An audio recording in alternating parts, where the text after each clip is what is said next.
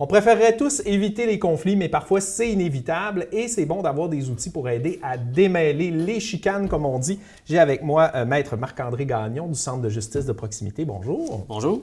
Alors aujourd'hui, on va parler de cet outil qui est la médiation. Oui. En fait, la médiation, c'est un mode alternatif de règlement des différends. On pense aussi, on dit souvent dans le milieu, c'est des PRD, la prévention et règlement des différends.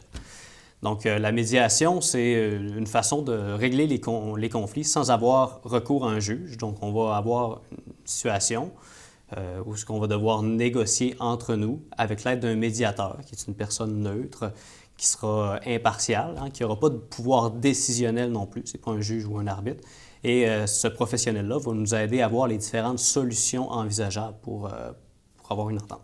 Quand on parle d'un médiateur professionnel, ça doit quand même être un défi d'arriver, d'avoir des gens qui disent « bien, tu n'as aucun pouvoir décisionnel, mais on ne s'entend pas sur certains points, puis là, tu vas nous aider à démêler tout ça, parce que veux pas, quand on a un médiateur, il y a un minimum de désir que les choses avancent, mais il y a quand même des conflits puis des mésententes. » Oui, bien, il faut comprendre que c'est normal qu'on soit dans une situation de conflit, qu'on ne s'entendra pas sur tous les aspects. Les médiateurs, bien, il y en a différents professionnels pour différentes situations, que ce soit la médiation aux petites créances en matière familiale. Il existe aussi la médiation citoyenne là, qui offre des services de citoyens qui sont des bénévoles qui peuvent faire des médiations. Ils ont une petite formation pour ça. En fait, l'important, c'est que le médiateur ait la confiance des deux personnes et qu'il soit là pour un peu diriger la discussion, pour qu'on parle des points qui sont le plus importants pour trouver des solutions, puis aussi pour que chaque personne se sente écoutée, puisse exprimer son point de vue. Bien, j'imagine justement, ça doit être un des gros enjeux des médiateurs de dire, peut-être rencontrer les deux personnes séparément, qui puissent dire vraiment tout ce qu'ils ont sur le cœur, puis qu'est-ce qui tiennent mordicus dans l'entente pour ensuite concilier les points. Parce que souvent, un des problèmes dans le conflit, c'est qu'on ne s'écoute pas puis on ne veut pas rien entendre de l'autre. Bien, il y a différentes façons de faire de la médiation, mais généralement, la médiation va commencer par une rencontre en plénière. Donc, les deux personnes ou toutes les personnes qui vont être impliquées dans le conflit vont être ensemble avec le médiateur et là vont commencer par une première phase de dialogue. Donc, chaque personne va pouvoir exprimer son point de vue, que ce soit sa version des faits ou encore ses arguments juridiques ou autres. Il va pouvoir exprimer ses besoins, parce que des fois, il y a des aspects juridiques à un conflit, mais il y a des aspects humains aussi, il ne faut pas l'oublier. Donc, on commence par une phase de dialogue, on exprime ce qu'on a à dire, mais surtout, on écoute l'autre personne.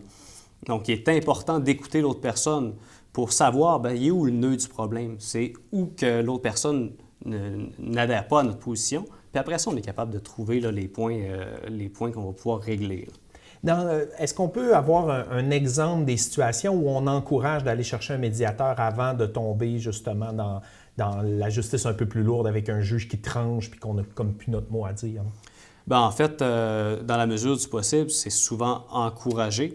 Depuis 2016, d'ailleurs, le Code de procédure civile, qui est la loi qui régit la procédure devant les tribunaux, mentionne à l'article 1 que les parties ont l'obligation de considérer les modes alternatifs de prévention et de règlement des différends, comme la médiation.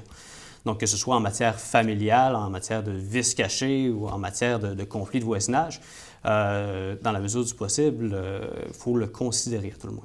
Est-ce qu'ils sont faciles d'accès, ces ressources-là, quand on dit qu'on recommande d'y penser? Est-ce qu'on donne un peu, comment je pourrais dire, les numéros de téléphone des gens à joindre pour trouver le bon médiateur pour notre type de problème? Bien, c'est sûr qu'il y a différentes ressources qui sont disponibles. Nous, si vous appelez au Centre de justice de proximité, on est capable de référer aux bons endroits. On ne peut pas référer un médiateur plus qu'un autre. Mais par contre, il existe des banques de médiateurs sur les sites web du ministère de la Justice. Il faut savoir aussi qu'en termes de médiation familiale, une partie de la médiation familiale est subventionnée par le ministère de la Justice, ce qui est intéressant à savoir. Donc, il existe différentes ressources. Vous pouvez nous appeler pour en connaître plus. Puis, on parle que c'est subventionné, mais on s'entend que la médiation doit revenir au final moins cher que de partir en croisade contre l'autre personne. Là. Parce qu'au final, on vient quand même à un point d'entente où, à force de discuter, on trouve des solutions. Bien, effectivement, la médiation a beaucoup d'avantages par rapport au procès, que ce soit au niveau de l'efficacité, au niveau de la réduction de l'énergie, du stress que peut engendrer un procès. Mais la médiation, c'est un processus qui est volontaire. Les deux personnes doivent accepter d'y participer. C'est fait sans préjudice, sans admission de responsabilité. Donc, si jamais il n'y a pas d'entente possible, bien, on n'aura pas admis certains droits. OK. Et, non, on ne se sera pas mis coupable à avoir accepté un médiateur. Non, et souvent les gens pensent, bien, si j'accepte la médiation, je reconnais que j'ai commis une faute ou que je reconnais une part de ma responsabilité. Mais non, il est possible d'aller en médiation, ne serait-ce que pour expliquer notre point de vue, avoir la chance de se faire entendre, d'entendre l'autre personne. Et après ça, on pourra discuter pour rapprocher les points de vue. L'exemple que je donne souvent, c'est que les deux personnes sont dans la même pièce, regardent un tableau, mais voient une image différente parce qu'ils sont à l'opposé. Donc, on tente de rapprocher les positions pour avoir un point de vue le plus similaire possible. Après ça, il est possible de voir survenir des ententes qui sont originales, qu'on n'aurait peut-être pas pensé à la base. Donc, on élargit les solutions possibles, on discute, puis le médiateur il est là pour nous guider dans le processus aussi. Puis après ça, bien, s'il y a quelque chose qui fait l'affaire des deux personnes, bien, on est capable de mettre fin au conflit. Parce que la personne qui fait la médiation peut même arriver avec sa propre expertise puis amener des points de vue qu'aucun des deux avait considérés. Bien, effectivement, ça fait partie du rôle du médiateur de peut-être soulever des enjeux qui n'auraient pas été vus, d'aider les personnes à voir leurs angles morts. Donc oui, le médiateur, s'il voit une solution envisageable, il peut la proposer. L'important, c'est qu'il reste neutre et impartial dans tout ça. On parle que ça prend l'accord des deux côtés, mais est-ce qu'on peut aller voir un médiateur, dire « j'aimerais qu'on aille en médiation », puis cette personne-là contacte l'autre personne? Mettons qu'on a un conflit, que l'autre personne ne veut rien entendre de nous jaser, puis où il faut vraiment que les deux personnes acceptent dès le début du processus? En fait, généralement, il faut que les deux personnes donnent le mandat au médiateur. Je ne dis pas que c'est impossible là, de procéder de la façon dont vous faites mention. Par contre, au Centre de justice de proximité, on a certains outils pour inviter l'autre personne à aller en médiation, que ce soit par des modèles de courriel ou des lettres d'invitation à collaborer, justement pour faciliter la communication quand c'est pas toujours facile. Puis ça prend fin quand, la médiation? Bien, la médiation va prendre fin dans deux situations. Soit l'une des parties va mettre fin à la médiation parce qu'on est dans une impasse, ce qui est possible, puis c'est pas un échec en soi, là, on aurait essayé, c'est pas pire que ça.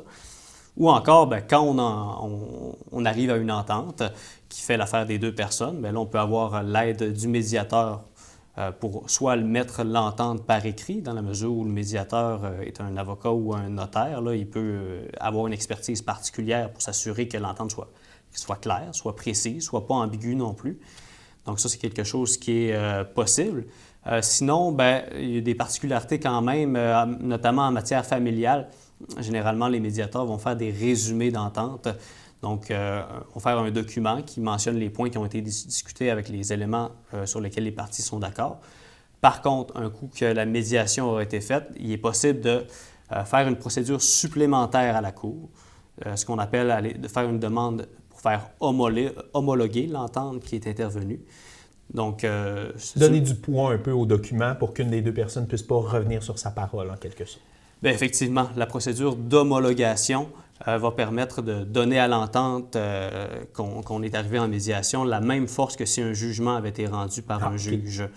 Donc, si l'une ou l'autre des parties ne devait pas la respecter, bien là, il pourrait y avoir des sanctions. Donc, si les gens à la maison ont un conflit qu'ils aimeraient régler puis qui trouvent que la médiation semble une bonne solution, on peut rejoindre le Centre de justice de proximité pour se faire conseiller de ce côté-là. Bien, absolument. Tous nos services sont gratuits et confidentiels, donc n'hésitez pas à nous appeler. Merci. Merci.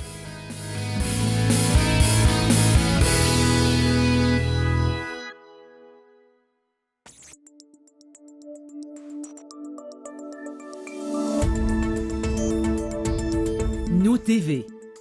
Ensemble pour notre communauté.